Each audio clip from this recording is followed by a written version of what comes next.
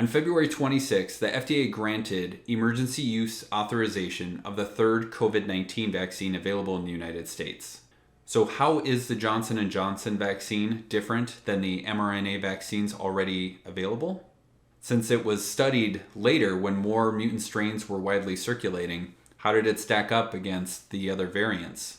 Is it safe? Is it effective? And ultimately, is it a better option than what else is out there? That's what we're going to talk about on this episode of A Taste of Medicine. Let's go.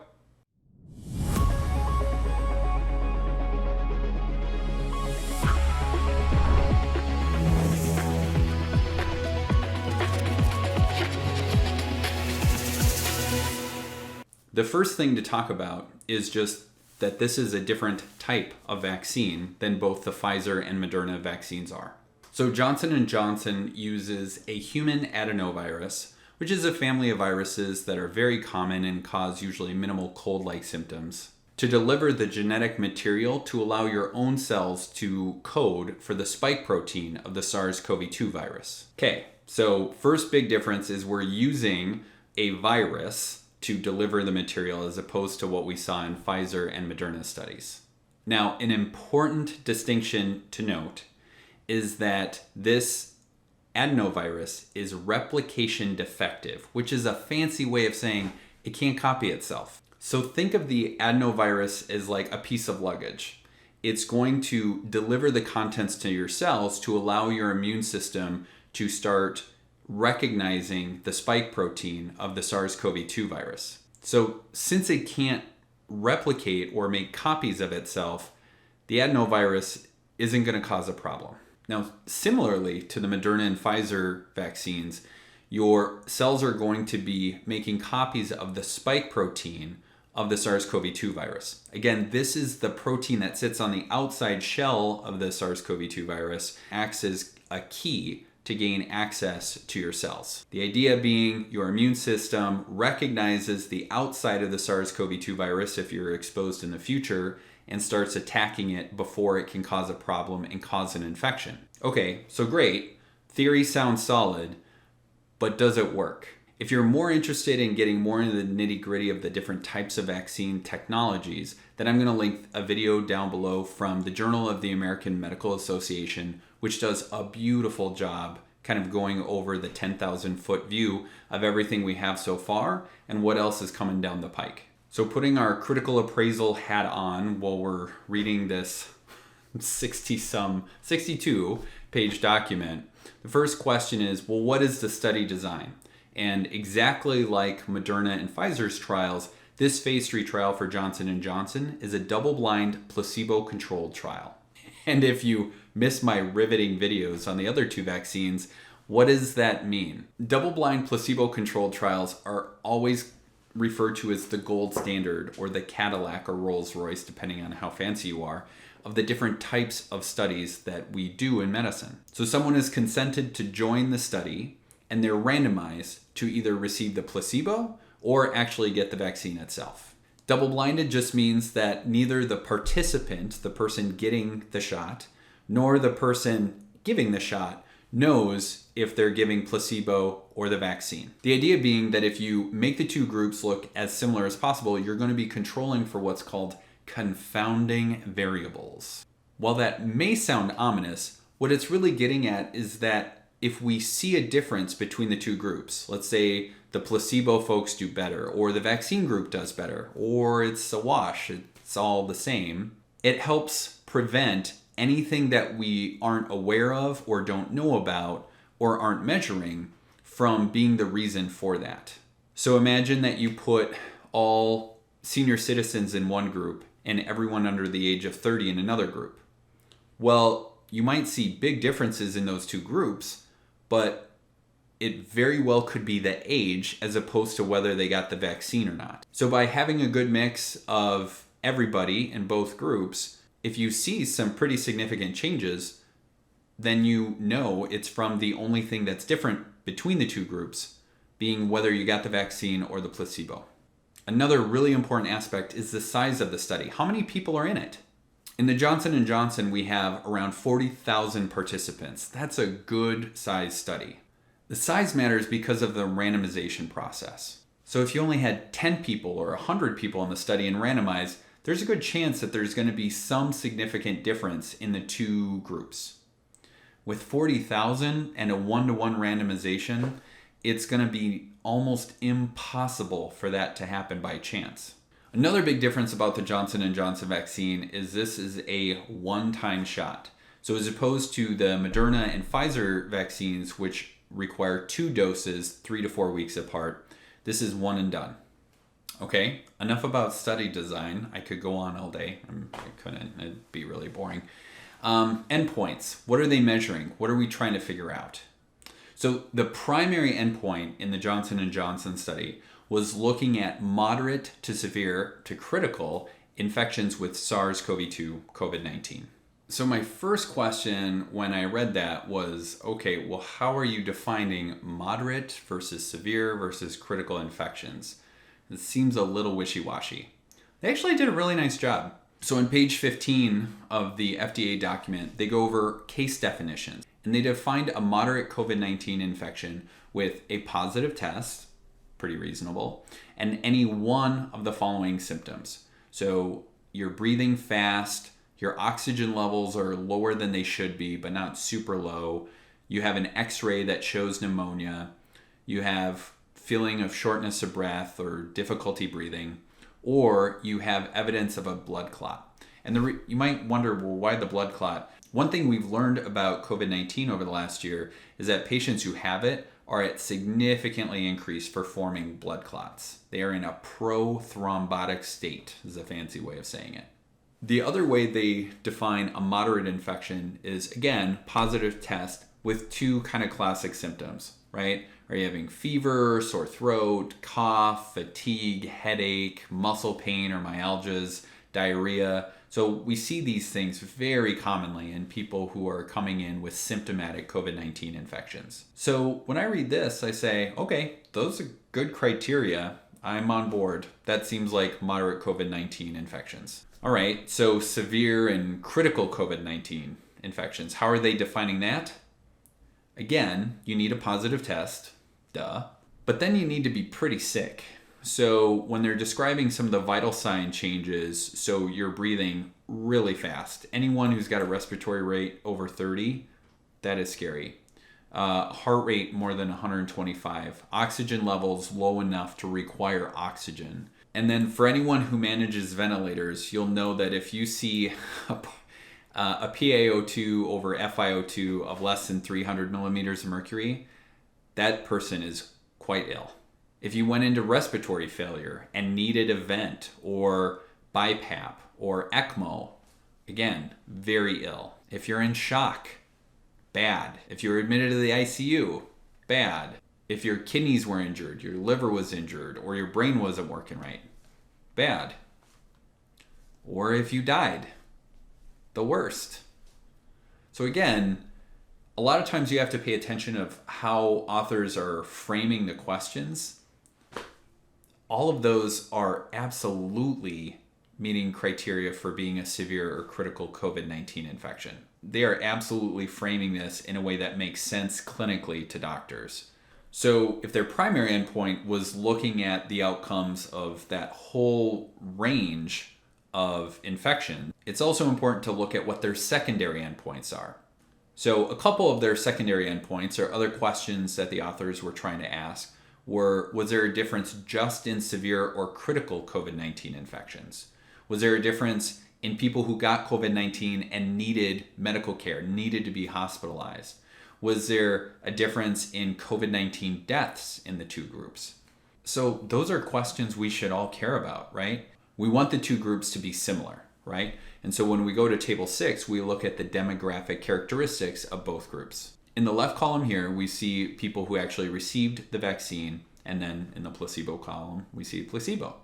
So we see the age is almost exactly the same with an average age of 51. Looking at the breakdown of sex, female 44% in both groups, male 55% in both groups. We have 62% white, 17% Black or African in both groups, 8% American Indian or Alaska Native, 3.5% Asian. As far as ethnicity, About 44-45% in both groups were Hispanic or Latino. Now, again, this was a worldwide study. So Pfizer was a worldwide study as well. Moderna was specifically only in the United States. Looking at region and country, 40% of both groups were from Latin America, with just over 17% being from Brazil. That's important, right? If we're worried about variants. United States making up just under half, and Southern Africa making up the remaining 12+%. Okay, so far so good. We have identified that both groups are quite large. Both groups look very similar in terms of everything we talked about. So before we get into the data, let's just take a step back and recap. We have the best possible study design in a double-blind placebo-controlled trial. We have a large study population of almost 40,000 people, and it's worldwide. The demographics of both groups look very similar to each other. And so now if we see any difference in the results, we can be rest assured that that difference is due to the vaccine itself and not something else that's going on. Because this study was done later than the Pfizer and Moderna study, there were more variants circulating more widely. And they did genetic sequencing on a number of the strains that they found. In the US, they found that the original Wuhan strain accounted for about 96% in South Africa. 94% were the South African strain, or B1351. And then in the Brazil study population, they found that about 70% of the COVID strains in this study were the P2 variant, the Brazilian variant, with about 30% being the original Wuhan strain. Knowing the percentages of the various strains, and then looking at how effective this vaccine was in those different areas, we can begin to get an idea of how well the Johnson & Johnson vaccine is going to hold up against these various strains. Notably, the UK variant wasn't found in any of the major study areas in any significant proportion. So that is one question we won't be able to answer from this study. So the Johnson & Johnson vaccine was 66% effective at completing its primary endpoint. Remember, the primary endpoint was all moderate, severe, and critical infections. So when you're taking all of those, 66% effective.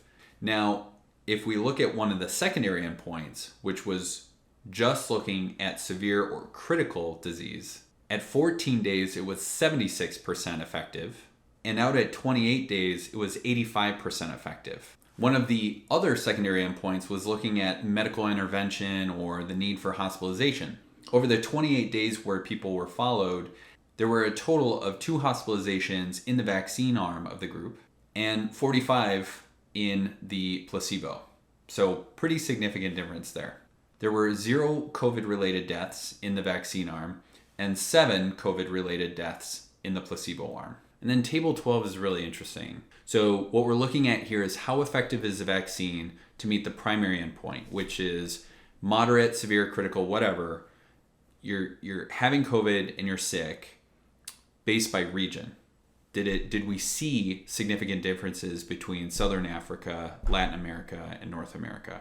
So taking North America, and remember it was 96% Wuhan strain in the United States when it was during the study period. At 14 days after dose, it was almost 75% effective, and at 28 days was 72%. Looking at Southern Africa, where again, 94% the South African strain, we see those numbers drop quite a bit, with 52% vaccine efficacy at 14 days and 64% vaccine efficacy at 28 days. And then finally, Latin America, where 70% of the strains found were the Brazilian variant, the P2 Brazilian variant, and about 30% the original Wuhan strain. We see those numbers get a little bit better to about 65% at 14 days and 61% effective at 28 days. So looking at this data, kind of my takeaway points are the Johnson & Johnson vaccine seems to be more effective against the original Wuhan strain, seems to be pretty effective against the Brazilian strain, at least the P2 variant, seems to struggle the most with the South African strain. And for the safety profile, so similar to both the Moderna and Pfizer studies, the vast majority of those side effects resolved within 1 to 2 days, with the most common being pain, around 50% of those who received it, headache around 40%, fatigue or being tired 40%, and about a third having muscle aches. So my interpretation of the safety data is pretty similar to the Moderna and Pfizer study. There's a good chance you're going to feel kind of crappy for a day or two, and then you're going to be fine. So questions from this study that remain to be seen. How long does the immunity last? And, to be honest, we don't know this about immunity from getting COVID infection, from the Moderna, the Pfizer. That data is going to take a while to start to come out until we start to see infections, whether that's, it's at least 6 months, but is it 8 months, a year, 2 years? We don't know. How is this going to work in those who are under 18? Don't know. How effective is this at preventing transmission of the virus? Right? Because even if you get exposed, you might not develop clinical symptoms, but maybe you're still shedding the virus. We don't know yet. And the document does talk about planning to study this in pregnant women and outcomes both for the moms and babies. So I think it's easy to look at the numbers and say, oh, well, the vaccine efficacy for Pfizer and Moderna were in the 90s, and so they're better. Maybe, but they were studied at different times and looked at slightly different questions, right? And again, I think it's really important to recognize that the Johnson & Johnson is a one-time shot, not a two-time shot, and that it was being studied when the pandemic was really out of control, and is our first foray into being able to answer the question of how effective is this against the variants that are popping up across the world. So I know a natural question that everyone's going to ask themselves is, if I have access to all 3 available vaccines, which one should I get? And my answer hasn't changed from when I answered this in the Moderna video, which is yes. Just get it. I don't care. Just whatever one's easier, whichever you have access to first, just get the vaccine. Because again, the secondary endpoints here look really, really good. Trying to compare these 3 trials, it's not apples and oranges, but it's different breeds of apples, right? So they're done at different periods of time, different places, and being exposed to different percentages of the variants. So looking at the end result and trying to just compare the final number, it's just more complex than that. And what I'm telling my friends and family is whatever vaccine you have available to you first, that's the one I would get. But that's my impression. That's my opinion. The whole point of this channel is to present the data as it is, not as we want it to be. And that means good news and bad news.